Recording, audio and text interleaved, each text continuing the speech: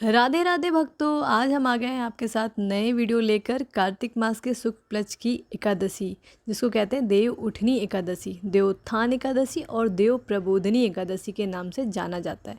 शास्त्रों के अनुसार आज के दिन यानी कि देव उठनी एकादशी के दिन भगवान श्री विष्णु जी 4 मास की योग निद्रा से जागृत अवस्था में आते हैं। जी हाँ, वो 4 मास से जो सो रहे होते हैं वो अब जागने जा रहे हैं। तो जब तक भगवान श्री हरि विष्णु योग निद्रा की अवस्था में होते हैं यानी कि आषाढ़ मास की देवशयनी एकादशी से लेकर और कार्तिक मास की शुक्ल पक्ष की देव उठनी एकादशी तक पूरे 4 मास जो होते हैं, जिन्हें चतुर्मास कहा जाता है, इस समय में किसी भी प्रकार के शुभ और मांगलिक कार्य नहीं किए जाते हैं। सनातन धर्म में चतुर्मास में विवाह, जनेऊ, मुंडन, गृह प्रवेश यह सभी कार्य वर्जित माने गए हैं। तो जब भगवान श्री हरि विष्णु जागृत अवस्था में आते हैं यानी कि देव उठनी एकादशी के दिन, उसी दिन से सभी शुभ कार्य और मांगलिक कार्य प्रारंभ हो जाते हैं और इसलिए देव उठनी एकादशी का दिन सबके लिए बहुत ज़्यादा महत्वपूर्ण होते हैं। तो आज की वीडियो में आप जानेंगे कि देव उठनी एकादशी साल 2024 में कब है, एकादशी की तिथि कब प्रारंभ हो रही है, कब समाप्त हो रही है, व्रत हमें कब धारण करना चाहिए और पारण का यानी कि व्रत खोलने का समय शुभ मुहूर्त क्या है। क्योंकि जानते हैं आप, पारण का समय बहुत ही महत्वपूर्ण है। अगर आपने पारण सही टाइम पे नहीं किया तो आपका एकादशी व्रत फलदायक नहीं होगा। तो इस दिन हमें किस प्रकार से भगवान श्री हरि विष्णु की पूजा आराधना करनी चाहिए, किन मंत्रों का जाप करना चाहिए, कौन से उपाय करने चाहिए और तुलसी का विवाह कब करना है, यह सारी जानकारी आपको आज की वीडियो में मिलने वाली है। तो बहुत महत्वपूर्ण है आज की वीडियो, पूरा ज़रूर देख लीजिए। अच्छी लगे तो वीडियो को एक लाइक भी करिए, और क्योंकि आपके लाइक्स, आपके कमेंट्स मेरे लिए बहुत ज़्यादा महत्वपूर्ण होते हैं। यही एक मात्र जरिया है जिनसे मुझे पता चलता है कि आपको यह वीडियो अच्छी लगती है और आपके लिए यह वीडियो उपयोगी है। तो अगर आपको वीडियो अच्छी लगे तो लाइक ज़रूरी करिएगा। तो सबसे पहले जानते हैं कि एकादशी की तिथि कब प्रारंभ हो रही है, कब समाप्त हो रही है और व्रत हमें कब धारण करना चाहिए। लेकिन हाँ, अगर आप आंवला नवमी का व्रत करते हैं, आंवला नवमी का व्रत और पूजन करते हैं, तो आंवला नवमी और छठ महापर्व की वीडियो चैनल पर अपलोड हो चुकी है, ज़रूर देखें। और कार्तिक मास के शुक्ल पक्ष की एकादशी तिथि प्रारंभ हो रही है 11 नवंबर 2024 को शाम को 6:46 पर और समाप्त तो होगी अगले दिन यानी कि 12 नवंबर को शाम को 4:40 पर। तो ऐसे में सूर्योदय कालीन तिथि के अनुसार व्रत रखा जाएगा 12 नवंबर उदय तिथि के हिसाब से। तो 2024 को 12 नवंबर को हमें रखना होगा व्रत, तो मंगलवार है। अब बात करें तुलसी विवाह कब करना है, तो देखिए, बहुत से स्थानों पर जब भगवान श्री हरि विष्णु एकादशी के दिन जागृत अवस्था में आते हैं तो जागते ही भगवान श्री हरि विष्णु, ऐसा कहा जाता है कि तुलसी को ही याद करते हैं। हरि बल्लभा तुलसी सबसे पहले परम प्रिय मानी जाती हैं उनकी, इसलिए उनका विवाह संपन्न करा दिया जाता है शालिग्राम स्वरूप का और तुलसी का देवउठनी एकादशी के दिन ही। लेकिन बहुत से स्थानों पर द्वादशी के दिन भी यह विवाह संपन्न कराते हैं।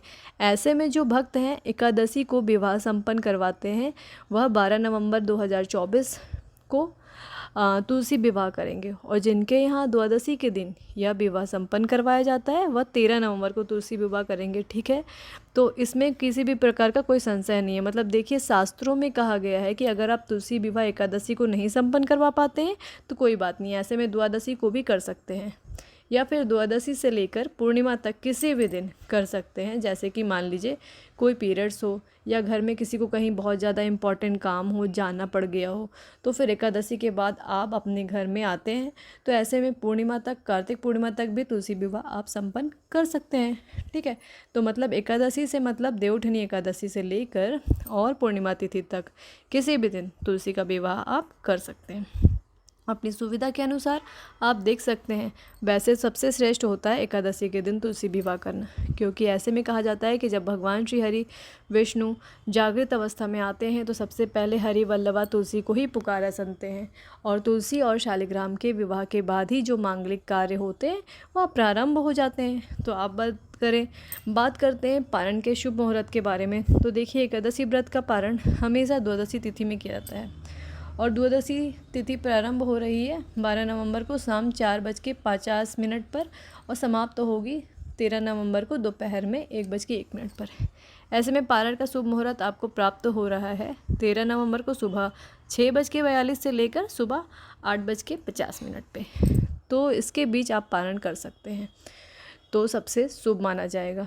अच्छा, हरिवासर की समाप्ति हो जाएगी 12 नवंबर को रात्रि में ही, तो आप सुबह सूर्योदय के बाद अपने व्रत खोल सकते हैं, पारण कर सकते हैं। तो साल 2024 में एकादशी का व्रत रखा जाएगा 12 नवंबर 2024 के दिन होगा मंगलवार। और शास्त्रों के कहा गया है कि अगर आप वर्ष भर में किसी एकादशी का व्रत नहीं करते हैं, मतलब किसी भी एकादशी का व्रत आप नहीं कर रहे हैं, तो भी आपको देव उठनी एकादशी का व्रत जरूर करना चाहिए, क्योंकि इस दिन भगवान श्री हरि विष्णु जब जागृत अवस्था में आते हैं तो जो भी भक्त उनकी पूजा आराधना करते हैं, उनके मंत्रों का जाप करते हैं या फिर उनकी प्रसन्नता के लिए, उनकी कृपा की प्राप्ति के लिए इस व्रत को धारण करते हैं, भगवान श्री हरि विष्णु उनकी मनोकामनाएं अवश्य पूर्ण करते हैं। इसमें कोई भी संशय नहीं है।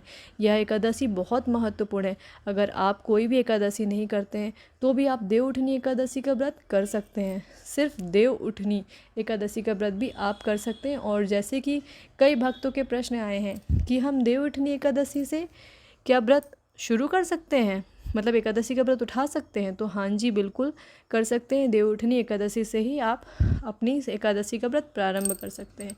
और जो भक्त किसी भी कारणवश एकादशी का व्रत नहीं कर पाते, जैसे कि अगर आप अस्वस्थ हैं, फिर बुजुर्ग हैं, बिल्कुल भी आप व्रत करने से असमर्थ हैं, तब भी आपको आज के दिन कुछ बातों का ध्यान रखना चाहिए। बिल्कुल भी आपको लहसुन प्याज का सेवन नहीं करना चाहिए। बहुत लोग तो कार्तिक मास स्टार्ट होते ही लहसुन प्याज छोड़ देते हैं, और बैंगन और मूली, गाजर, मसूर की दाल ये सब छोड़ देते हैं। लेकिन आप कुछ भी नहीं कर पा रहे हैं तो कम से कम देव उठनी एकादशी के दिन आप ये सब बिल्कुल भी ना लें, जैसे कि मसूर की दाल और मूली, चावल, मूली, बैंगन, गाजर, ये सब चीज़ें आपको एकादशी के दिन नहीं ग्रहण करना है। मतलब देव उठनी एकादशी के दिन तो आपको बिल्कुल भी नहीं करना है। अगर आप व्रत नहीं रह रहे हैं फिर भी इन कुछ नियमों का पालन जरूर कीजिए। भगवान श्री विष्णु की पूजा कीजिए, उनके मंत्रों का जाप कीजिए, दान धर्म कीजिए।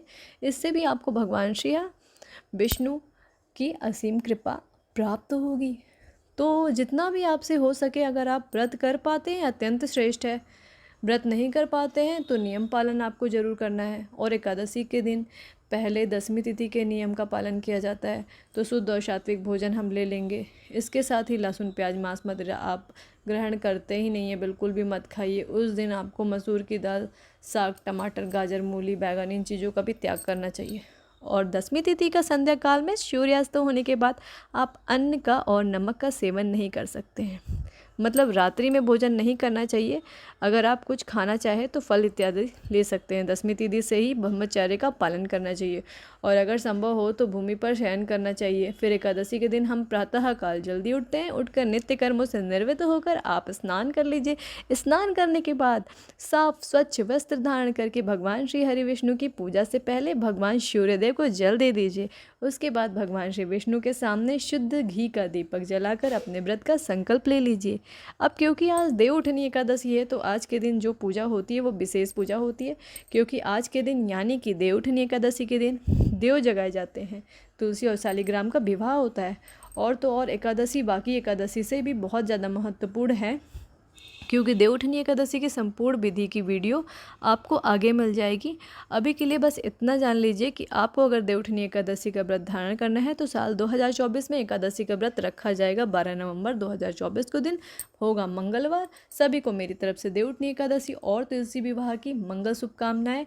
और किसी प्रकार की अगर आपको प्रॉब्लम होती है, एकादशी व्रत कैसे करनी चाहिए, कैसे क्या करना चाहिए, आंवला नवमी कैसे करना चाहिए, विवाह कैसे करना चाहिए, और तो किस प्रकार से किसी भी प्रकार की अगर आपको प्रॉब्लम हो तो मेरे चैनल में आपको सभी वीडियो अपलोडेड हो चुके हैं, तो आप जाके उनको देखिए। और अगर आप पहली बार मेरे चैनल पे आए तो प्लीज़ सब्सक्राइब करिए और बेल आइकन बिल्कुल भी दबाना मत भूलें, ताकि मेरे सारे वीडियोज़ आपको तुरंत मिल जाए आपके नोटिफिकेशन में। जय जय श्री राधे, जय जय श्री राधे।